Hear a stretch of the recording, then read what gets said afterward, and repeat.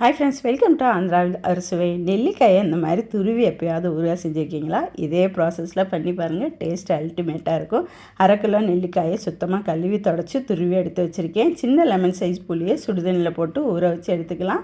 இப்போ துருவின நெல்லிக்காயை 100 கிராம் கடலை எண்ணெயில் நல்லா வதக்கி விட்டுருங்க.